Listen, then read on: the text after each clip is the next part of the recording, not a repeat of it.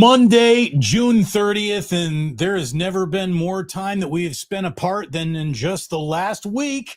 Was on a little bit of a vacation, but it's great to be back here on Damon Bruce Plus. Thank you for being back here on Damon Bruce Plus, brought to you by Ike Sandwiches and our very good friends at the Dubliner as well. It is great to have you back here. I mean, it really is. I missed you. I liked the lack of screen time that I had when I was in the woods. I love the time away with my family, but this is the other family. And it's really good to see so many of you back in here again. Thank you for being back in the room. And all I can tell you is like and subscribe. We got a little catching up to do with all the time that I spent apart. It's like the algorithm pushes you back to the back of the pack when you take about a week off. So let's go. Like, subscribe, and we are underway here again. Final day of June. It is the first day of NBA free agency. And the big question I know a lot of you have is, what are the Warriors going to do? Like, what are they going to do this afternoon? We got some Giant stuff to get into, a little football coming our way, a few other stories that we'll get to. Of course, Today in History is waiting for you at the end of the show. But we're beginning with the fact that this is probably going to be a less than sexy chance to add a free agent for the Golden State Warriors. I don't think anything super dramatic is about to happen in the next 24, 48 hours. Because I really think that Jonathan Kuminga at this point is an asset better retained to, use as a trade chip once the season begins than what you might be able to get for him right now. So they're only $17 million below the tax. That first apron is $25 million. The third apron or second apron, which all teams are trying to avoid now, means they got about another $39 million left to spend. And the problem with the Warriors having options, the problem with the Warriors having a real chance right now to go out and do something dramatic is that between Steph Curry, Draymond Green, and Jimmy Butler, that's 82% of the entire payroll next season in just those three guys. Meaning that, trading away one of them for a same money in, same money out player is going to be difficult to do because you're not trading Curry and Jimmy Butler and Draymond Green's, who are they in the NBA, probably doesn't mean they're worth that much money to any team but the Golden State Warriors. Draymond Green has never felt maybe more expendable to get the right deal done, but I don't think Steph Curry feels that way. I don't think that this team feels that way. I don't think the franchise feels that way, even though some fans are ready to say, thanks for the memories. I don't know if Curry and Kerr and Lacob certainly are. This is a top-heavy salary team. There's no doubt about that. And Jonathan Kuminga is the X factor. Like the really only young X factor that with the right sign and trade could maybe bring the Warriors something back. But I don't know if I am making this move if I'm the Warriors. I am treading carefully around Jonathan Kuminga, who I know has said he's ready to move on. It seems like he is already, thinking about being a leading scorer on a team that misses the playoffs more than he'd like to be a piece of the Warriors winning equation. I actually think, and maybe this is just nuts, but here's what I think. I think that the Warriors have a chance to run two different offenses if they keep a guy like Jonathan Kuminga. It's Curry and company as you know them when the starters are out there playing the Steve Kerr style of basketball. When Curry's sitting, Jonathan Kuminga, it's your show. Like, take over, kid. You think you can get 18 a night? Do it coming off the bench. Do it leading that second unit. Now, Steph Curry is officially entering the less Steph in the regular season than ever before in his career. So more minutes resting means more minutes for that second unit. And if Kuminga isn't a very good piece in the first unit, maybe in the second unit, he can lead the way. I'll just say this, having watched the entirety of the NBA playoffs, you have to have a guy who can go straight up isolation hero ball. And I don't know if anyone on the Golden State Warriors can really do that outside of Jonathan Kuminga. So getting rid of him, flipping him, trading him right now, I don't know if I would really do it. I really don't know if I would do it. I've heard, ESPN.com is all over everybody's potential moves. What could happen today? The most exciting thing that could happen today would be if the Warriors traded Moses Moody to the Knicks for Mitchell Robinson. Maybe something like that goes down this afternoon, but I do not think it's going to be jaw-dropping. I do not think it's going to be breathtaking. I do not think it's going to be Giannis Antetokounmpo. I do think DeAndre Ayton is a guy that you should look to add if you're the Warriors. Not only would that give you a legit size and center, it would prevent him from going to the Lakers. The Lakers seem to be already announcing before the year even begins with LeBron James, they're going to be a team in flux. So, break up the Lakers. I don't think anything super duper blow your hair back is going to be happening today for the Golden State Warriors. ESPN said in their write-up about this, the Warriors have tendered Kuminga a $7.9 million one-year qualifying offer that makes him a restricted free agent. I'm sure they're working out the possibility of some sign and trades. What could they do? What might they do? All right, let's knock on a lot of doors. That's what good teams do when they're looking to make a big deal. What happens next, though, writes ESPN, and I agree with this, could be a waiting game. Brooklyn, the only team that can offer a starting salary of $20 million or more, and we know that Kuminga's kind of looking for that. Golden State would have the right to match that. The best option could be both sides exploring a sign and trade. So maybe that happens. I think Kuminga opens up a door of flexibility that you might want in season more than right here and now. So we'll see. We'll see what actually happens. What I do know is we're happening again here on YouTube. And what I do know is names that I've become so familiar with, who've become actual friends, are all back. It is so good to see all of you. It truly is. I missed you when I was gone. I hope you missed me just a little bit. What I also missed was my really good coffee. There's an awful lot to be said for mess hall coffee in the middle of the woods. It's usually burnt. It wasn't great coffee. We're back to great coffee here. A sip of the day. We went and recharged this. It's going to be a busy day here. I got a lot of catching up to do.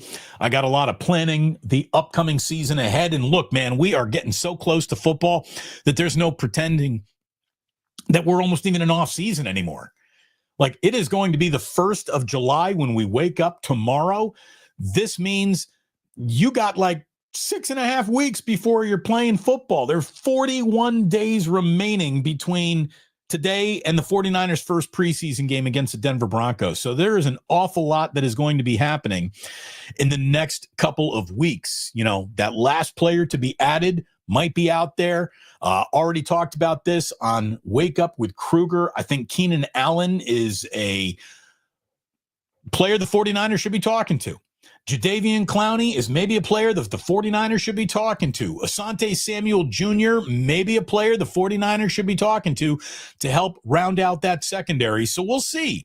The next few weeks are important weeks to add the right piece in your depth chart that, God forbid, when something goes wrong, you aren't, turning around going, well, what do we do now? There are more options and players available today than there will be tomorrow. So it is time to be a little bit aggressive. Again, you're going to see an awful lot of aggression once NBA free agency officially goes ollie oxen free, which is later today, and we will all be leaning in. We know a few things that have already happened, but before we get into any of those things, let me just say you have nothing but good things waiting for you at Ike's today.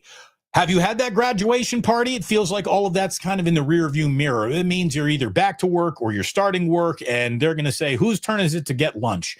Check out Ike's Catering. The next time you're ordering for your group, your office, your party, Ike's is ready to bring you sandwich happiness. No matter what flavor you think it should come in, he's officially got it for you. Check out Ike's, our title sponsor, as always, here on the Plus. Our good friends at the Dubliner. Oh, yeah. We're ready to go. Kenny and John want to see you for that next Giants game, for that first preseason 49ers game, all the days in between. Maybe you're watching some Valkyries basketball, whatever. Go ahead and hang out at the Dubliner West Portal. You'll be very happy that you did.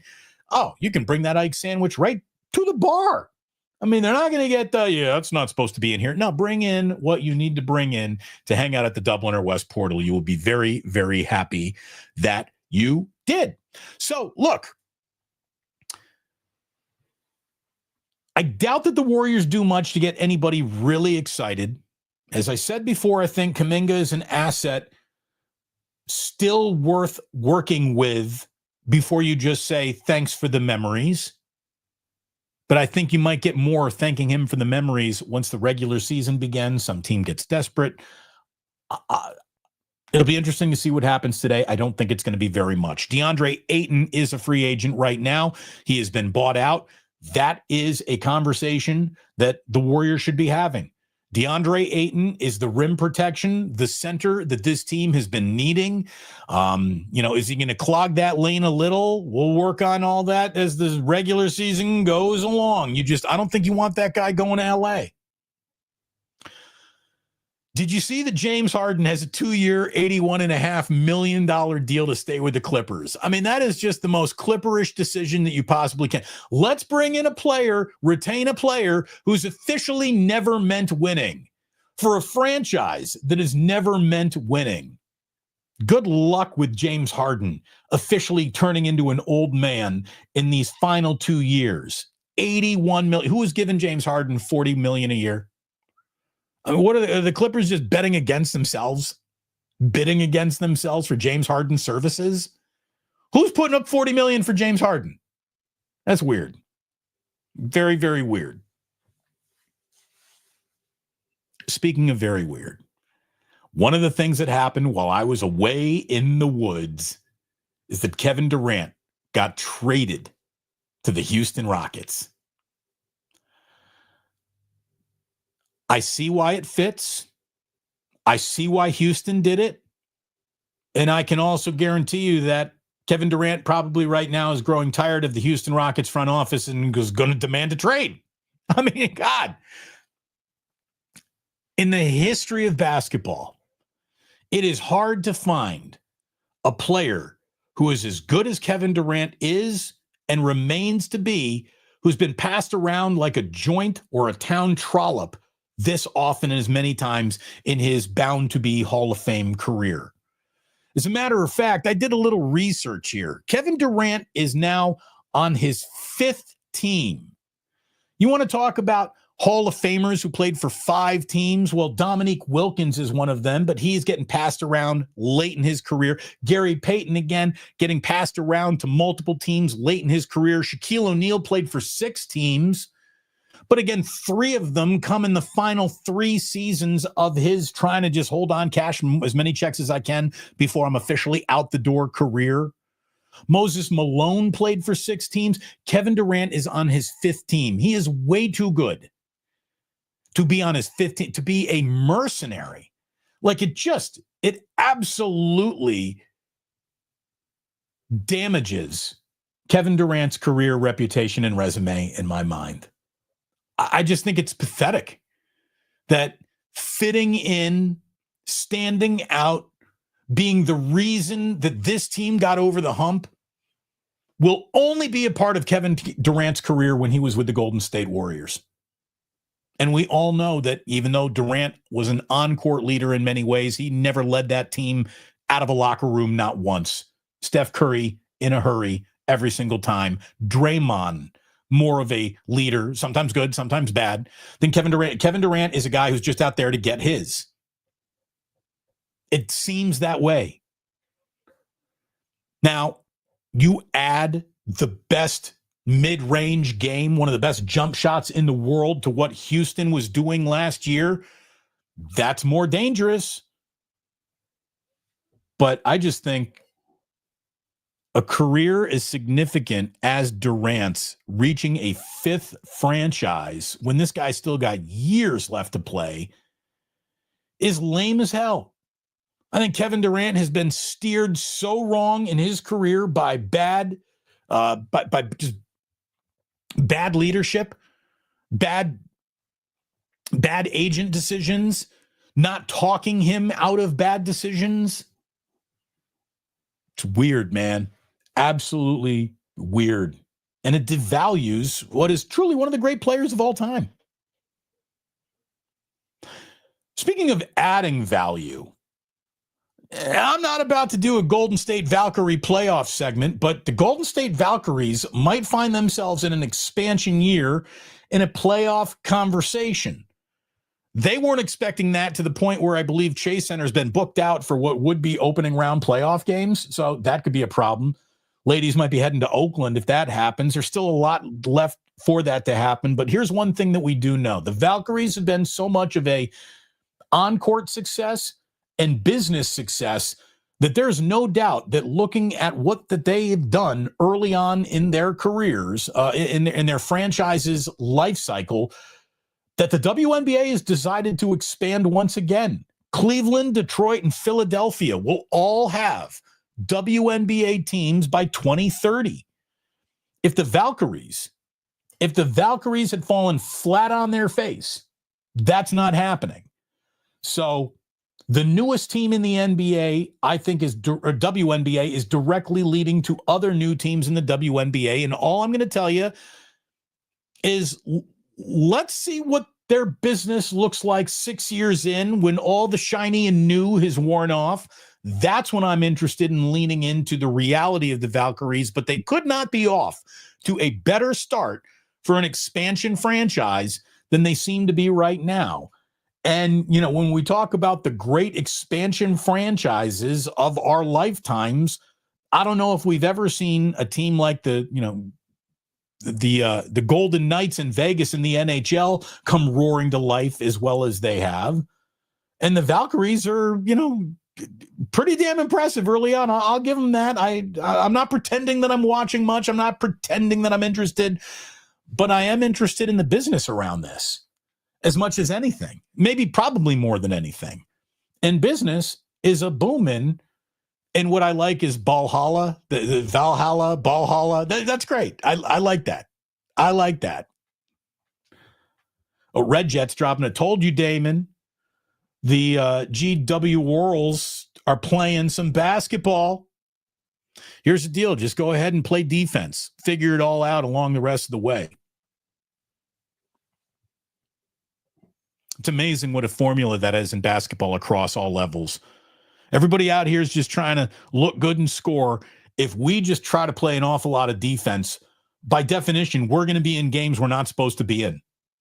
That happens all over the sport of basketball because playing defense is a choice. Not many teams make that choice.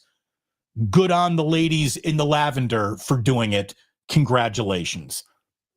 I mean, here we are. We're 19 minutes into a show. I'm talking WNBA. That's no denying that it's growing a little. On the day of NBA free agency, we worked in a little Valkyrie segment right there. That's evolution. That is evolution defined. That is something that didn't happen a year ago, 2 years ago, 3 years ago, pre-Caitlin Clark's existence. It would have seemed unfathomable. But here we are. Again, when the coffee's kicking, it just feels good. It feels right.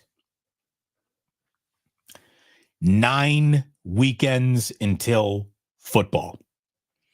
These are important weeks for every single NFL team. As I was saying earlier, you have a bigger player pool to choose from now to address depth, needs, concerns than you will have in the coming days and weeks going forward, because teams are going to make some decisions.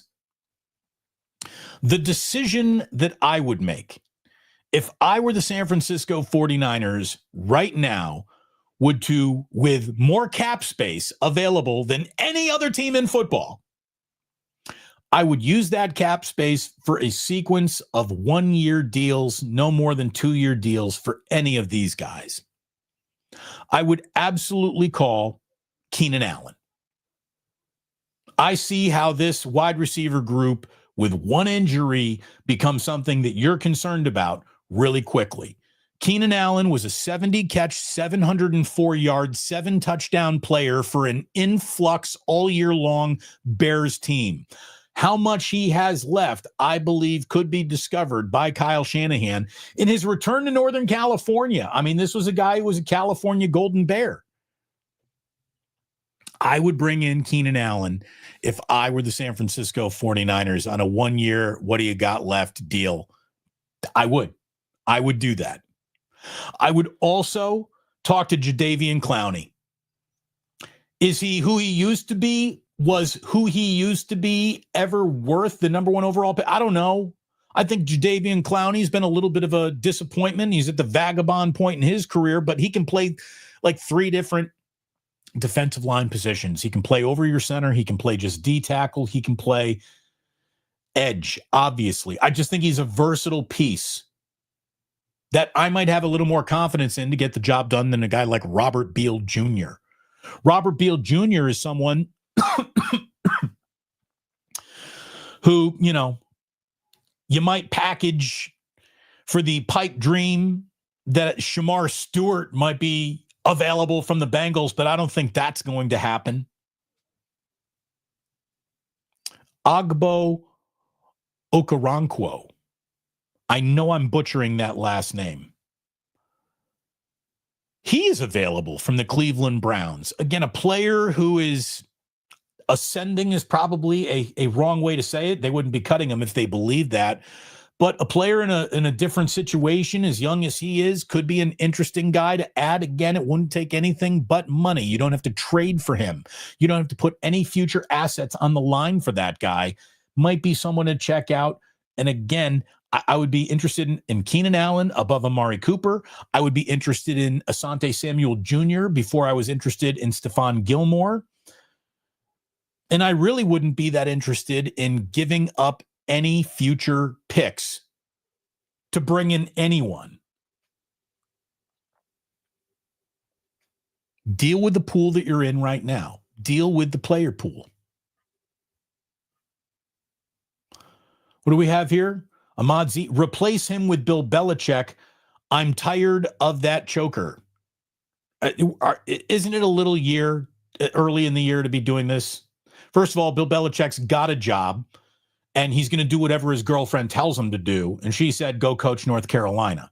So 1, not available. 2, you got a good NFL head coach. Whether you think that Kyle Shanahan is a choker or not, he's good at what he does. He is good at what he does.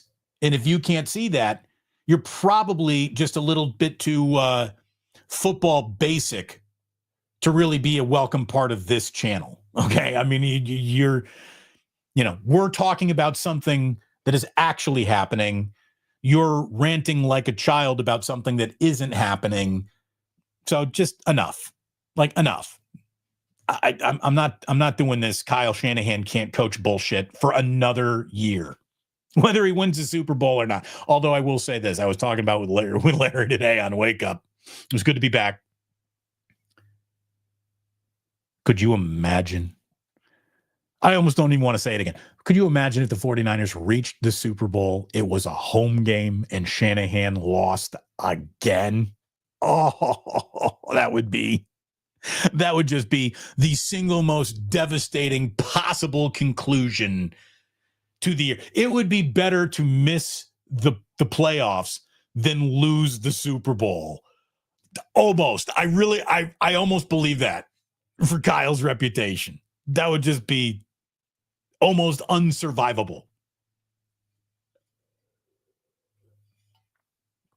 That would be very bad news. Very, very bad news. Let's not bring it up again, shall we? Because again, if right now, if I were a betting man, I would bet the Niners over 10.5 wins. I think the 49ers are right there with the Rams as a legitimate NFC contender coming from the NFC West. I wouldn't put too many teams above the 49ers as a contender in the NFC. I think they're right in the conversation. And if you're in the conversation earlier in, as early as we are in this year, hopefully you stay healthy enough to be in the conversation at the end of the year. Niners and Rams, massive NFL implications every single time the two of them are going to be straight up against each other. And I think they're going to be two of the best teams in football. the Arizona Cardinals are the biggest wild card in the NFC West. I think Sam Darnold turns into a pumpkin and Seattle has a gap year. In a year where they're building a decent roster, I think that their quarterback play will undo them more than this was a poorly built roster. I'm not a Sam Darnold believer in the situation he's going to find himself in up in Seattle. But the Cardinals, first of all, I think Jonathan Gannon's a really good coach. It's year 3 for him. Year 3 is usually a big year for NFL head coaches. He's gone from 4 wins to 8 wins in just his first 2 years. His defense, and he is a defensive side of the ball head coach, now has Dalvin Tomlinson, Calais Campbell, and Josh Sweat. It's year 7 already for Kyler Murray. He's got one of the most productive, maybe the best playmaking tight end in football, and Trey McBride. I think that there are other offensive players that are ready to pop. Arizona could be the team that spoils the punch for a couple of playoff-bound teams this year. Arizona is going to be interesting. 2 names that were attached to the 49ers throughout the entire draft process, Walter Nolan and cornerback Will Johnson, are both Arizona Cardinals. Cardinals had themselves a pretty good draft. They got themselves a pretty good coach. They got a huge show it to me now or never, or you might be traded Kyler Murray pressure season. We'll see how he plays with that pressure. But year 3 for the Cardinals, these things are officially interesting in my mind. They really, really are. So I'm very excited. Very, very excited for this upcoming season, man. I'm ready to go. Let's officially do it here. Let's get ourselves to football, baby. Again, what do we got in terms of NFL or NBA free agency today? I'm sure there's going to be a stop the presses, something that happens. I just don't think it's going to be happening to the Golden State Warriors. We will see. What else happened while I was away? We'll save the Giants for right before we get to today in history. Because I do want to talk about something that was obviously disappointing, and that was an arrest for Deommodore Lenoir. He's already been bailed out. Every lawyer that looks at this says, no big whoop. This doesn't mean he's a bad guy or anything like that, or is in a lot of trouble. Deommodore Lenoir will hopefully be fine, and going forward, we'll just make some better decisions about who he spends time with. Because this seems an awful lot like Deommodore Lenoir had the wrong group of guys around him, and you have to be, and this goes for everyone, you have to be doing risk-reward math at all times when you got the most to risk. Deommodore Lenoir has a $95 million NFL contract with his signature on it. You think anybody else that he's going to sit down in a car with, at dinner with, around him, in his sphere of friends has as much to lose as that? The answer is a guaranteed unqualified no way. In Deommodore Lenoir's circle of friends, I bet you he is poised to be the most successful by far, which means you got to make sure you're not rolling with your boys who are going to get you in trouble. And it's time to just make good choices. A breakout NFL season seems to be waiting for this young man. If you're from somewhere or going somewhere where you think you need a weapon, don't go there. Whoever is there that you wanted to see, fly them to you. Fly them to you first class. Rent a private airplane, charter one. Whatever you need to do to avoid the bad situation is exactly what Deommodore Lenoir should be doing. I hope that this, was a little bit of a wake-up call for how not to approach something that you just can't afford to escalate. Making good choices. It's something we all need to work on.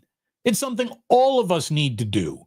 And there's only one way to interact with an officer, whether they have a good heart, a bad heart, are well-intended, or bad intentions. Yes, sir. No, sir. You probably shouldn't say any other phrases to a police officer.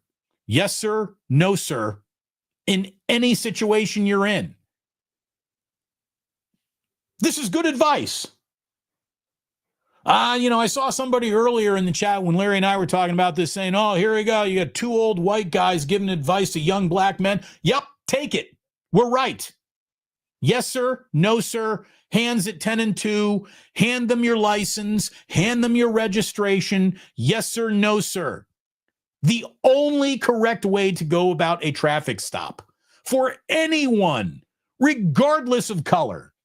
Yes, sir. No, sir. License and registration. That's it. Well, what if there is a bad agent or a bad intention or something like that? Though that's why you are got $100 million in your bank account waiting to see my fucking lawyer. That's when you start bowing up. You don't do it. You let your lawyer do it. Your lawyer's the dude wearing shoulder pads and a neck roll in this interaction. Can't be you. Can't be you when you're a player. Some good advice from Uncle Damon, man. Good advice from Uncle Damon. Take it. I'm not wrong. If there's any element of this that offends you, you're wrong. This is the right way to do it. It's the right way to do it in a world that is officially unfair. Don't make it easier for the world to be unfair to you.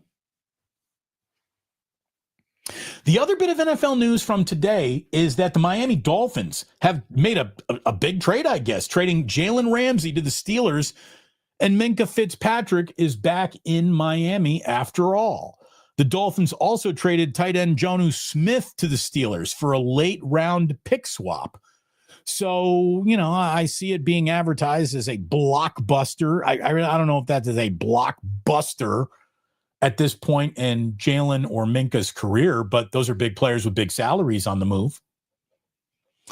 It's also a player that I thought maybe the 49ers should take a look at Jalen Ramsey. Is he who he used to be? Maybe not. Is he too expensive?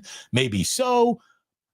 But it's an option that I thought should be explored. That option is now off the table. As I said, the player pool and options that every single football team has in front of them right now is as big and as wide, and it will only narrow as time marches closer to football season, which starts in 9 Sundays. We are 9 Sundays away from September 7th, week 1 in Seattle for the San Francisco 49ers.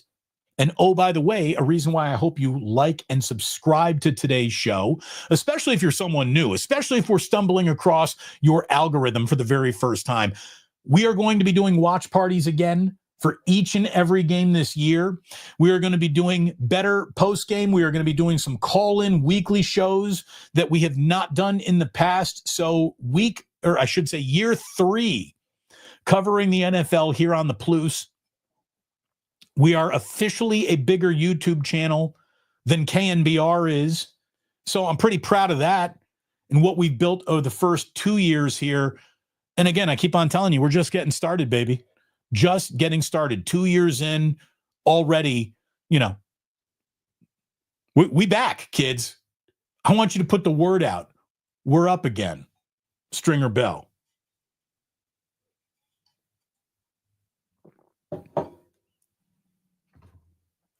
What else we got here? I see some comments coming in. Richard DeLeon says, Damon, in the ideal world, that works. That's not always the case. I recently had to deal with some shithead cops trying to dick around with me. I got lucky, even being cooperative. It was tough. So everything I told you was good advice then, right? Like, imagine in that situation, you let your ego and your anger take over. Wouldn't that bother you? Would that have made the situation better or worse for you? It sucks. Anytime you're in a situation where you got no power, when you are pulled over by a police officer, when you are pulled over by a police officer, you have no power. 100% of the power lies on their side of the door. You should stay humble and helpful and smile. And even though you might know you're dealing with an asshole who is trying to fuck you over in the moment, you can't help yourself. If they want to take it to DEFCON 1, you're going to DEFCON 1. You're going to jail. This is why you have a lawyer. Going to need one of those in life. What do we got? Shams just announced big deals happening tonight. I still don't see the Warriors making big deals. Yeah, I don't know. I don't think the Warriors are going to do something that makes everyone go today. Maybe I'm wrong. I mean, look at it this way. If I am wrong, we'll go live. We'll get right on it. If something big happens, I promise you, we'll do a video about that. I don't think I'm going to be doing a massive bomb drop video about the Golden State Warriors in free agency today. Again, they just got too much money wrapped up into 3 players that are more valuable to the Warriors than they are on any other team. So I just don't see, I don't see something major happening. People are seeing that Carl has got the wrench by his name now. Look at that, Carl with the wrench. Carl's been helping this channel more than, the city of Sacramento has helped the A's get back into it. That's for sure. Carl says also a bigger YouTube channel than the erstwhile East Bay baseball team. Yes, that's easy. Come on. We got little leagues that are bigger than the West Sacramento A's. I mean, good God. You got Severino basically saying, yeah, trade me, please. This ballpark sucks. This organization sucks. He doesn't want to be. Imagine going from the New York Yankees, which is the biggest stage you can be on, to the Athletics, which is the most poorly run, most pathetic stage a major leaguer could stand on. You don't hear complaints about where the Tampa Bay Rays are playing, and they're playing in a minor league ballpark. But you hear nothing but complaints about Sutter, whatever that place is up there. That it's wrong. It blows. We all know it. And the big groundbreaking ceremony is just an illusion. Tell me what your financing is. Show me the blueprints. The A's can do neither yet. That is significant. It is not insignificant. I heard the construction equipment that they were doing the press conference in front of was rented. Not good. Not good. Speaking of not good and the Giants. Okay, so here we go. Are you ready for the single most honest segment about the San Francisco Giants you're going to get anywhere? Because you're going to get it here and you're going to get it right now. And I hope it feels good for you. Because there are some things about the Giants to like. There really are. First of all, how did the June swoon go? Well, with one more game left to be played in the month of June, they're 13-13. It's hardly a huge step forward, but that's hardly a swoon either. They're just painfully average right now. And look, that 13-13 included a 7-game winning streak earlier in June. And then they did something that I thought was a really good idea. Get aggressive before the deadline shows up and make a move. Buster did. He got Rafael Devers. Unfortunately, though, Devers' absence from Boston has made more of a negative impact on the Red Sox lineup than his presence in San Francisco has made a positive impact on the San Francisco Giants. I'm not giving up on Rafi Devers. I think he's a bona fide, decent enough track record to think it all does turn around. But I'm going to tell you right now, since becoming a San Francisco Giant, Devers has got 2 home runs, 5 RBIs, and a .217 average in 12 games. Small sample size. I get it. It is. Are you ready to fire Pat Burrell? I think I am. I mean, I would just move on from a hitting coach who has not got the job done. This is the worst situational hitting team you're going to find in baseball. Nothing says this inning is going to be over soon than runners on second and third with nobody out for the Giants. That means you're probably going to plate one of those, maybe, certainly not both. This is a team that just went to Chicago, didn't score 5 runs during the entire series. This is a team that got, swept by the Marlins when I was in the woods. This is a team that doesn't put up more than 5 runs really in any game they play. With Rafael Devers, without Rafael Devers. This is a team that is probably going to shoot off fireworks on the 4th of July before Justin Verlander picks up a win. He's winless. We're about to have the 4th of July, for goodness sakes. I'm not just putting it on Devers, though, even though he's been disappointing a little. Willy Adames is going to be your least favorite Giant player maybe of all time when this is just said and done. I'm sorry, he's a 209 hitter with 9 home runs, but it's not like he's getting oracled. This guy's hitting 191 on the road. He's got a better average overall in the season than he's got on the road, which means he's not playing well at home or on the road, which means this is an albatross level contract. I can't believe the day that they signed Adames for what they signed him for, and I can't believe that it is ever going to really work. So good luck with that. And unfortunately, Jung-Hoo Lee has forgotten how to hit. He is 12 for his last 80 in the month of June. 12 for 80 in the month of June. He is totally devoid of power, 0 home runs, 3 RBI in the month. Well, he's really not going to be a power guy. He's going to be a play setter. You're going to have him leading off. Nope. He's hitting like 6th, 7th in this lineup right now. Bob Melvin has hit every dude in every place he possibly can in this lineup. He can't find a combination that works. Matt Chapman can't get back in his lineup fast enough because without him, it is limp-wristed. Still, having said all that, I think the Giants are in a pretty good spot just in terms of record. The Giants are frustrating, and it's torture again, but they're not like a junk bad baseball team. They got a lot of pitching. They can keep the score low, and that's good because they can't scratch together 6 runs in any fucking game that they play. It's ridiculous. By the way, Devers, who is off to an unimpressive start, but I do believe will be impressive at some point here, plus Willy Adames, plus Jung-Hoo Lee, that's $600 million in contracts for 3 dudes who are producing very little in the middle of this lineup. You know, unless you're going to replace Melvin, which I don't think the Giants are going to do, unless you're going to make another monster freaking trade, which I don't think the Giants are going to do, there really isn't much left to do other than just say, hey, Pat Burrell, as our hitting coach, this is not working out.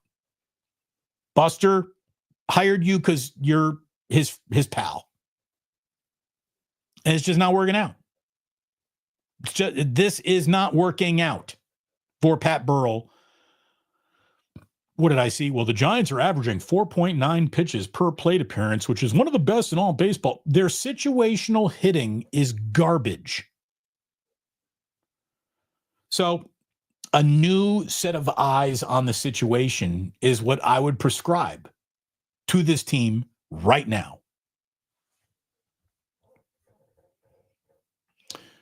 Got Daft King saying Jung-Hoo Lee needs some time in AAA. It's like watching a first-round draft pick being rushed to the majors. It ain't working out. It started all, I mean, look, the beginning of this year, he started great. I was impressed. The team didn't necessarily swoon at 13-13, but the Jung-Hoo Lee swoon has been an epic fall off.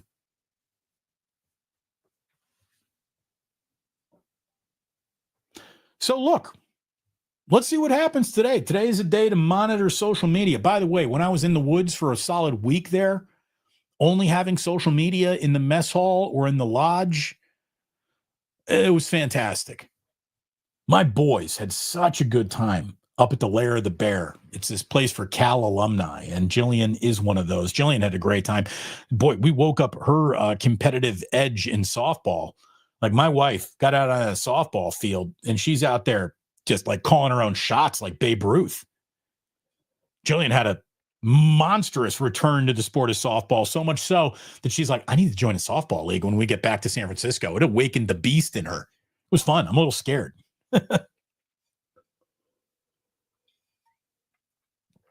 The boys had a great time. Jack's social development, meeting other kids easily.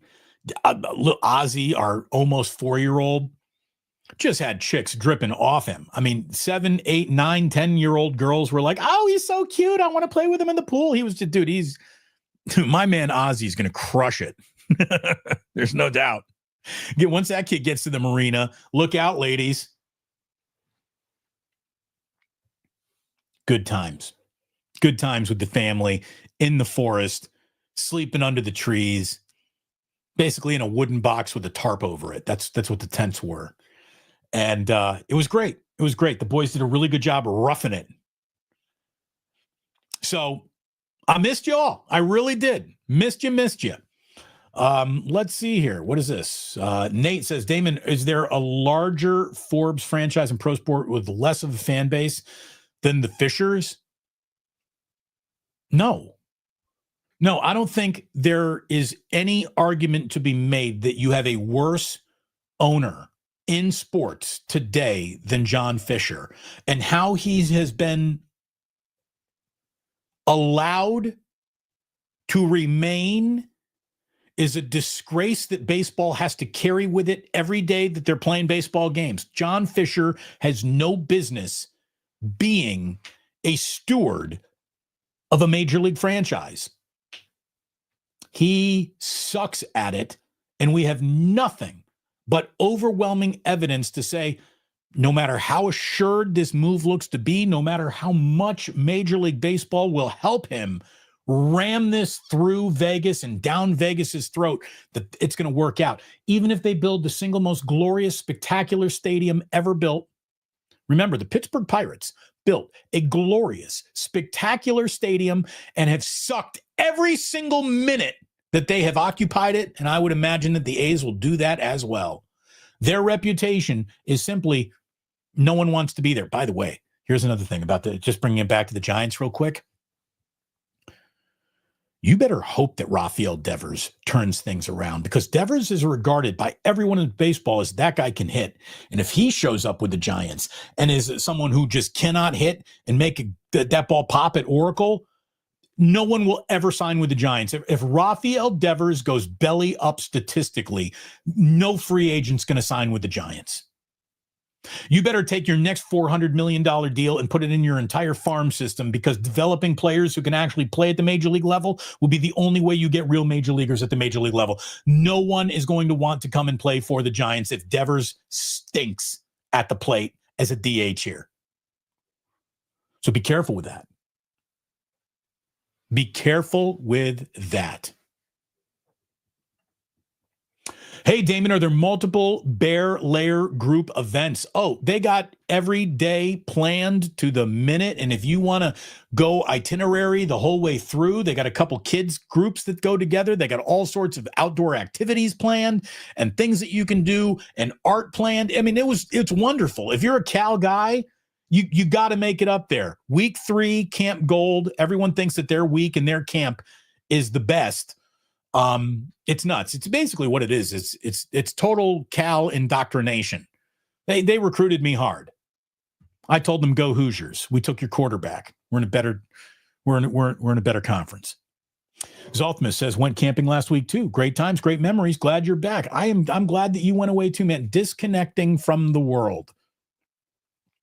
By the way, like, as everything that is happening in the world politically, geopolitically, war, and just it was a great week to turn the internet off and spend time with what matters, and nothing should matter more to any of you than your families. So I had a wonderful time with my family, and I certainly hope that you did as well.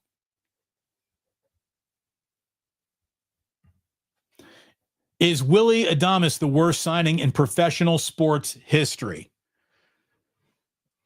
No, but I think he will go down maybe as the worst signing in San Francisco Giants history. He is just a guy, and they gave him perennial all-star money.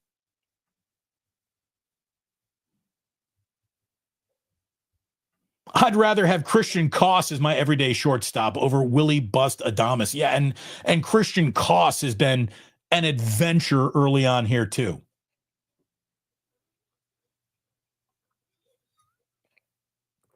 We are almost out of coffee, which means we're almost out of show, which means it's officially time for Today in History. Are you ready? Are you feeling it? You ready to go?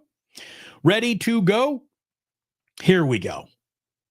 Number one, happy birthday to the most decorated Olympic athlete we have ever produced. 28 medals hung around the neck of Mr. Michael Phelps, who turns 40 years old today. Michael Phelps is now 40. Mike Tyson is 59 years old today. So two very, very significant Michael athletes, Michael Phelps and Mike Tyson, born today, 140, 159. And it's amazing how often In Living Color comes up on this show. I think we all watched In Living Color. It was a seminal sketch comedy show that gave us some great, great talent. David Allen Greer, one of them, 69 years old today for David Allen Greer. So hated it. He gets snaps. All right. What else we got today? How about this? You know, there wasn't a lot to do in 1859 that probably was as exciting as watching what Jean-Francois Gravolet and Emily Blondin did. They became the first daredevil to walk across Niagara Falls on a tightrope. Have you ever seen Niagara Falls with your own two eyes? It's big. It's impressive. It is a wonder of the world for sure. Walk across that on a tightrope? No way. No, thank you. No, thank you. So what's the other tightrope insanity? This is the guy who walked on a tightrope in between the World Trade Centers. They made a movie out of that. That's nuts. Playing Bound Warriors. Woo! Look at Clarence. First of all, you've been a member for 15 months. That means you are as OG as it gets around here. Thank you. Just get in the postseason. Anything can happen when you're in there. Ask the Indiana Pacers who found them. By the way, what a shame that Halliburton hurt himself so early in Game 7. That sucked. That's the only sporting event we actually watched up there in the lodge. That came on Game 7 of the NBA Finals. Man, I wish that had gone a little bit better for all involved. I wanted a better game. It was a great NBA Finals. It was a good series. The Pacers gave the Thunder everything they wanted and more than they could have ever expected. What a shame that Halliburton has another Achilles pop, man. That sucks, man. We have way too many good players with Achilles getting popped in the NBA. Maybe it's time to start rethinking load management and start reverting to the fact that iron sharpens iron. Not that Halliburton is a big load management guy. He's always out there, but players are playing harder than ever before. I think they're being treated with softer kid gloves with ever before, and I don't know if those two things are good for each other.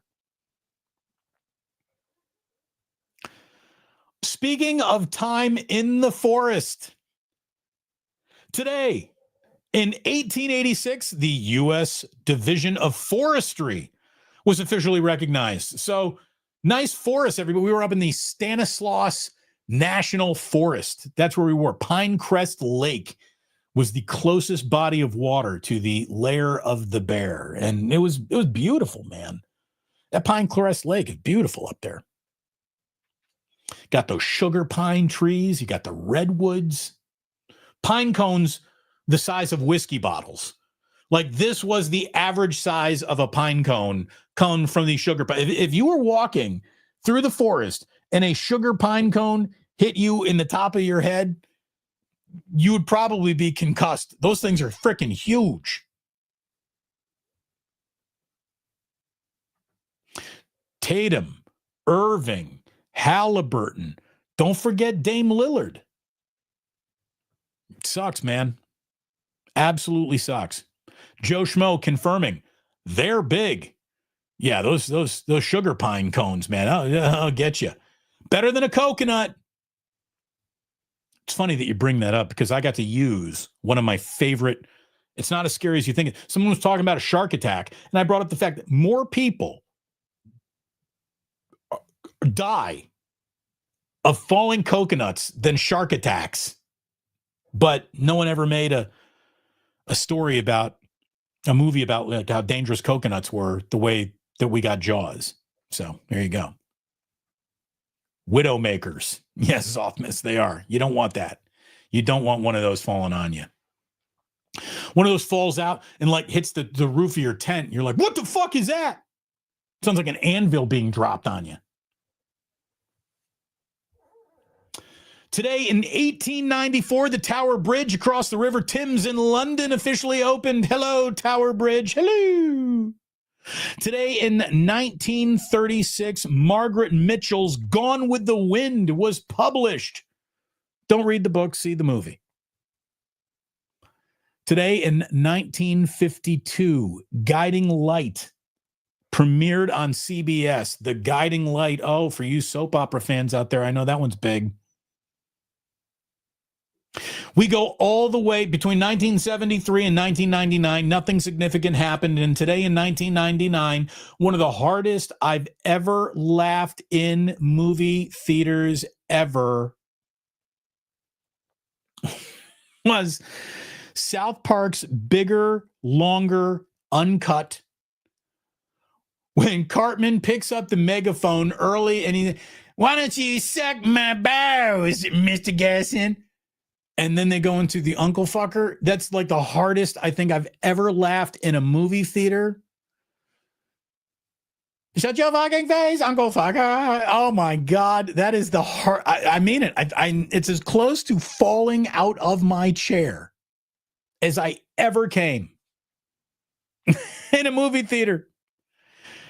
South Park, Bigger, Longer, Uncut, released today in 1999. To think that is officially now 26 years old.